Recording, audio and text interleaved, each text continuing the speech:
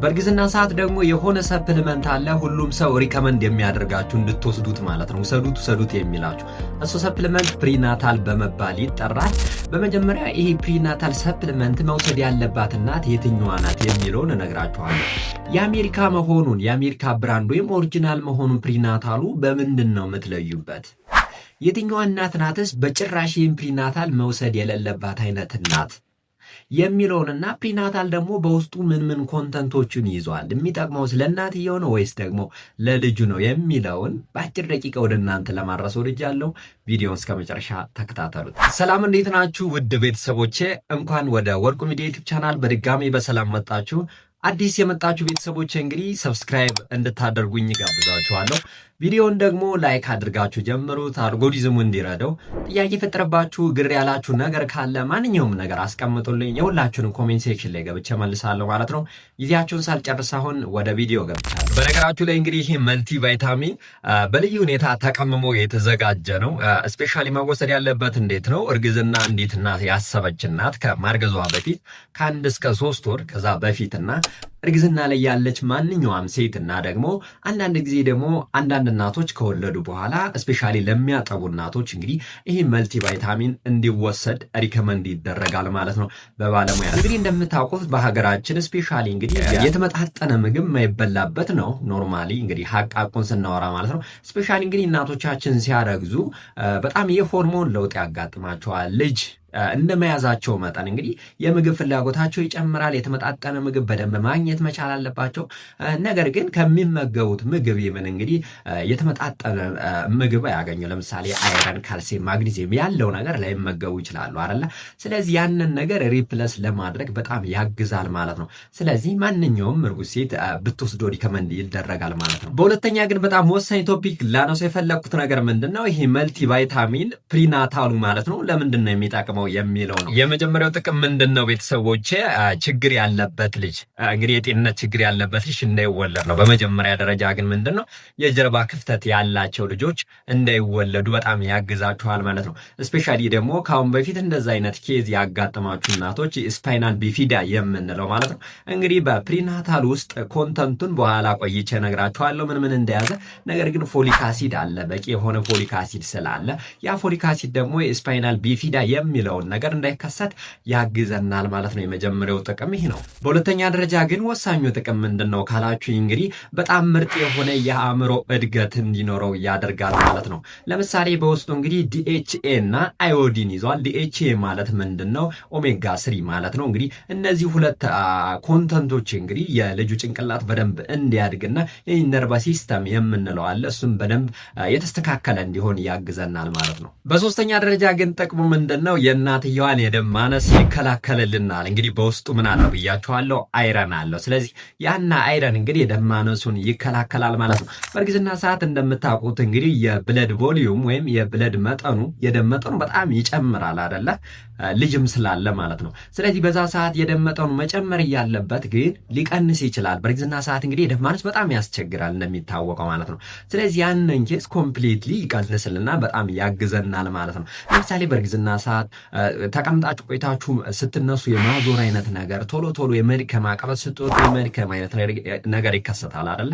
ኮምፕሊትሊ እሱን ነገር በጣም ያስወግድልናል። በውስጡ ምን ስላለው? አይረን ስላለው ማለት ነው። ስለዚህ በጣም ምርጥ ነገር ነው ማለት ነው ፕሪናታል። አራተኛ ወሳኝ ጥቅሙ ምንድነው ካላችሁ ግን የአጥንትና የጥርስ ጥንካሬ በጣም ምርጥ እንዲሆን ይችላል። በነገራችሁ ላይ ለእናንተ ብቻ አይደለም የልጃችሁም የአጥንቱ የጥርሱ ጥንካሬ በጣም ምርጥ እንዲሆን ያግዛል ማለት ነው ፕሪናታል። በውስጡ ምን አለው መስላችሁ? ካልሲየም እና ቫይታሚን ዲ አለው። ስለዚህ እነዚህ ካልሲየም እና ቫይታሚን ዲ እንግዲህ ለአሁን ለነገርኳችሁ በጣም ጥንካሬና ምርጥ የሆነ ነገር እንዲከሰት ያደርጋል። በአምስተኛ ግን ምንድነው እንዳጠቃላይ እርግዝናው በጣም የተስተካከለ የልጁ ጤንነት እንግዲህ በጣም የተስተካከለ የአእምሮ እድገቱ አካሎቹ ኤቭሪቲንግ እንግዲህ በጣም ምርጥ እንዲሆነና በምትወልዱ ሰዓትም ራሱ ኮምፕሊኬሽን እንዳያጋጥም ፕላስ ደግሞ በእርግዝና ሰዓት ራሱ የተለያዩ ኮምፕሊኬሽኖች እንግዲህ እንዳያጋጥሙ በጣም ያግዛል። ምክንያቱም እንግዲህ ይሄ ፕሪናታል መልቲ ቫይታሚን እንግዲህ ከ20 በላይ ቫይታሚኖችን በውስጡ ስለያዘ ከምታስቡት በላይ ነው ጥቅሙ። እንግዲህ ሌላው ወሳኙ ነገርና ብዙ እናቶቻችን እንግዲህ የሚጠይቁት ነገር ግን ማን ነው ይህን ፕሪናታል ወይም ደግሞ መልቲ ቫይታሚኑን መውሰድ ያለበት የሚል ወሳኝ ጥያቄ ብዙ ጊዜ ይነሳል። ይህን ነገር አንድ ባንድ ልንገራችሁ። የመጀመሪያው እንግዲህ መውሰድ ያለባት እናት ተብሎ ሪከመንድ የሚደረገው እንግዲህ እርጉዝ የሆነች እናት ማንኛውም እናት ብትወስደው።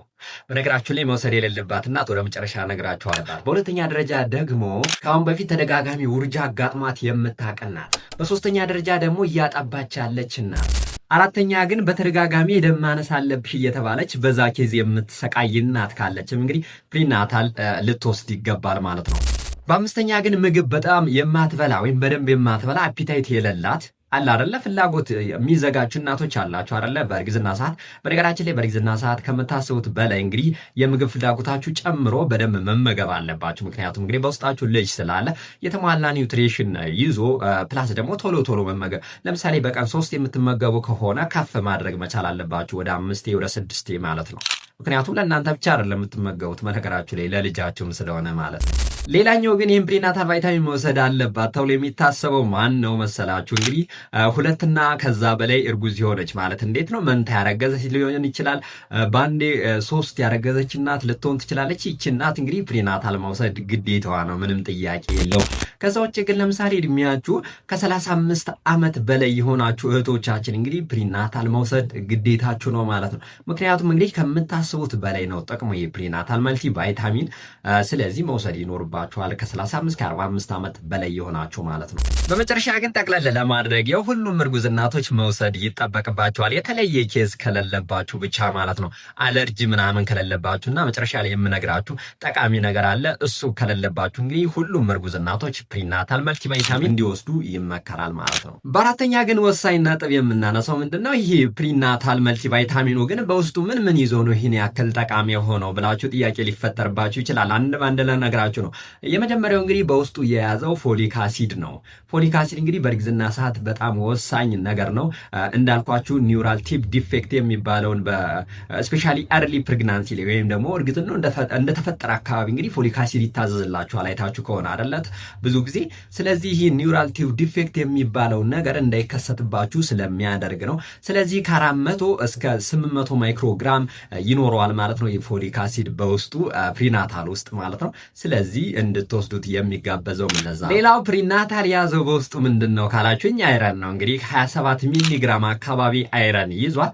አይረኑ የሚጠቅመው ብያቸዋለሁ እንግዲህ ለደም ማነስ ለሆነ እናትየዋ የመጀመሪያው ይሄ ነው። በሁለተኛ ደረጃ ግን ይህ የእንግዴ ልጅ የምንለው ጽንሱ እንደተፈጠረ የሆነ ክፍል አለ። የእንግዴ ልጅና ጽንሱ ራሱ እንግዲህ ጤንነቱን ጠብቆ በደንብ እንዲያድግ ያደርጋል ማለት ነው ይሄ አይረን። ሌላው ፕሪናታል በውስጡ የያዘው ምንድነው? ካልሲየም ነው። ከ200 እስከ 300 ሚሊግራም ካልሲየም በውስጡ ይዛል። የካልሲየምን ጥቅም ኖርማሊ ነግሬያችኋለሁ። ለእናትየዋም ለልጁም ነው። ምንድነው ብያችኋለሁ? ለአጥንት ጥንካሬና ለጥርስ ጤንነት በጣም አስፈላጊ የሆነ ቫይታሚን ነው ይህም ማለት ነው። በነገራችን ላይ ካልሲየም ስትወስዱ እንግዲህ የታችኛው የእግር ክፍላችሁ እንግዲህ ህመም ስሜት የሚሰማችሁም ነገር በጣም ይቀንሳል። እንግዲህ ፕሪናታል ውስጥ ካልሲየም አለ ብያችኋለሁ። ካልሲየም እንግዲህ ስትወስዱ ያን አይነት ህመም ይወገዳል ማለት ነው። በአራተኛ ደረጃ ግን እንግዲህ ፕሪናታል ውስጥ ያለው ወሳኝ ሰፕሊመንት ምንድነው ካላችሁ ቫይታሚን ዲ ነው። እስከ 400 ኢንተርናሽናል ዩኒት ቫይታሚን ዲ አለ በውስጡ። ይሄ ቫይታሚን ዲ ቅድም እንደነገርኳችሁ የመጀመሪያው ለአጥንት ጥንካሬ በጣም ያግዛል። በሁለተኛ ደረጃ ግን በሽታ የመከላከል አቅማችሁ ከፍ እንዲልና እንግዲህ የተለያዩ በሽታዎች እንዳያጠቃችሁ ይረዳል ማለት ነው። ይሄ አውቶ ኢሚዩን ሲስተም የሚባለው ነገር እንግዲህ በጣም እንዲጨምር ያደርጋል ማለት ነው። አምስተኛው ግን ፕሪናታል በውስጡ ምን ይዟል ካላችሁኝ ኦሜጋ 3 በጣም እንግዲህ ወሳኝ የሆነ መልቲ ቫይታሚን ነው ይሄ ቫይታሚን ማለት ነው። ኦሜጋ 3ንም ከያዘ ስለዚህ እንግዲህ ላይን በጣም ወሳኝ ነው። ይሄ ኦሜጋ 3 ለጭንቅላት እድገት ለተለያዩ ነገሮች በጣም ወሳኝ ነው። ሌላ ይሄ ፕሪናታል በውስጡ ምን ይዟል ካላችሁኝ አዮዲን ይዟል፣ ቫይታሚን ቢ12 ይዟል፣ ዚንክ ይዟል፣ ቫይታሚን ሲ ራሱ ይዟል። እንግዲህ ቫይታሚን ሲ የሚጠቅም እንግዲህ አይረን አብዞርቤሽን ወይም የአይረን ውህደቱ እንግዲህ አሪፍ እንዲሆን ወይም እንዲፋጠንልን ያግዛል። ቫይታሚን ኢ፣ ቫይታሚን ኤ እና ኮፐር፣ ማግኒዚየም የተለያዩ መልቲ ቫይታሚኖችን አካቶ የያዘ ነገር ነው። እንግዲህ ለዛም ነው እንግዲህ ሁሉም ሰው ይህን ፕሪናታል እንድትወስዱት የሚላችሁ የተማረም ሆነ ያልተማረ እንግዲህ ሪከመንድ የሚያደርጋችሁ ማለት ነው። እነዚህን ሙሉ ነገሮች እንግዲህ ባንዴ ታሽገው ታገኛላችሁ ማለት። በነገራችሁ ላይ ግን ሁሉም መልቲ ቫይታሚን ወይም ፕሪናታሎች እንግዲህ እኩል ላይ ሆኑ ይችላሉ፣ ብራንዳቸው ማለት ነው። እንግዲህ የተወሰኑት የአይረን ብዛታቸው ከፍ ይላል፣ የተወሰኑት ደግሞ ዲኤችኤ ወይም ደግሞ ኦሜጋ 3 የሚባለው ከፍ ሊል ይችላል ማለት ነው። እንደ ብራንዳቸው ይለያያል። እሱንም ትኩረት አድርጉ። ቤተሰቦች እስከዚህ እየተከታተላችሁኝ ከሆነ ከልብ አመሰግናችኋለሁ። ግን አንድ ነገር አስታውሳችሁ፣ ሰብስክራይብ ያላደረጋችሁ ሰብስክራይብ አድርጉ፣ ቪዲዮ ላይክ አድርጉት፣ ኮሜንት ሴክሽን ላይ ኮሜንት አስቀምጡልኝ፣ የሁላችሁንም መልሳለሁ። ወደ ቀጣዩ ሂጅ። አምስተኛ ግን ወሳኙ ቶፒክ ምንድነው? ይህ ፕሪናታል ኦሪጂናል መሆኑን እንዴት አድርገን እንወቀው ነው። እንግዲህ እንደሚታወቀው ኢትዮጵያ ውስጥ ስፔሻሊ መልቲ ቫይታሚን ከሆነ እንግዲህ ፌክ የመሆን ፕሮባቢሊቲው በጣም ሰፊ ነው። እንግዲህ በየጊዜው ይመረታሉ መቼም ፌኮቹ ማለት ነው። ስለዚህ እንዴት አድርገን እንለየ?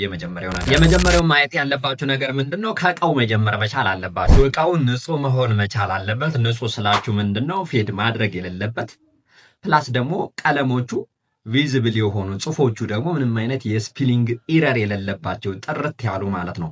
ለምሳሌ ስታዩ ደግሞ አንደኛው ወርድ ተለቅ ያለ አንደኛው እንስ ያለ አለ አይደለ? የተሳሳተ አይነት ጽሁፍም የሌለባቸው ጽድት ያለ መሆን መቻል አለበት ማለት ነው። የመጀመሪያው ይሄ ነው። በሁለተኛ ግን ብራንድ መሆኑን ወይም ደግሞ ኦሪጂናል መሆኑን የሚለይበት መንገድ ምንድነው? ኪዋር ኮድ ሊኖረው ይችላል።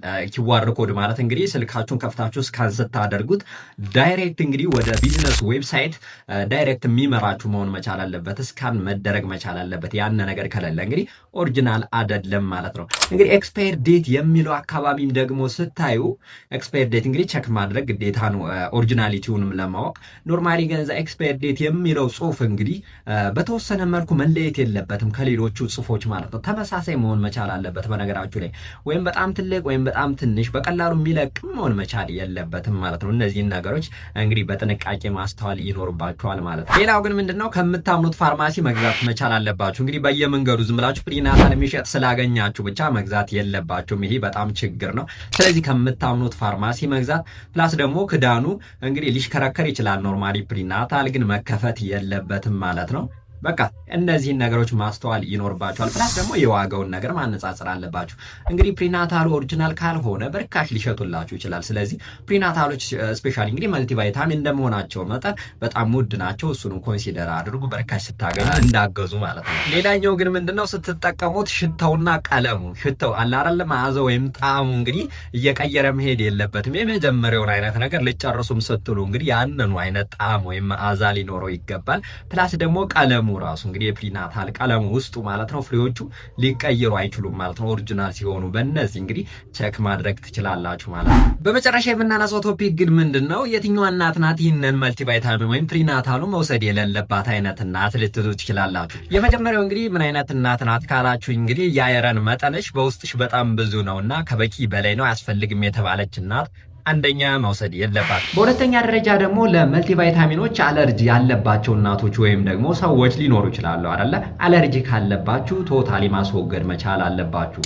በሶስተኛ ደረጃ ደግሞ የኪድኒ በሽታ ወይም የኩላሊት ጋር የተያዙ ማንኛውንም በሽታዎች ያሉባችሁ እናቶች እንግዲህ ይህንን ነገር ባትወስዱትም ሪከመንድ ይደረጋል። እንግዲህ ካልሲየምና ማግኒዚየም የሚባሉ ነገሮች አሉ።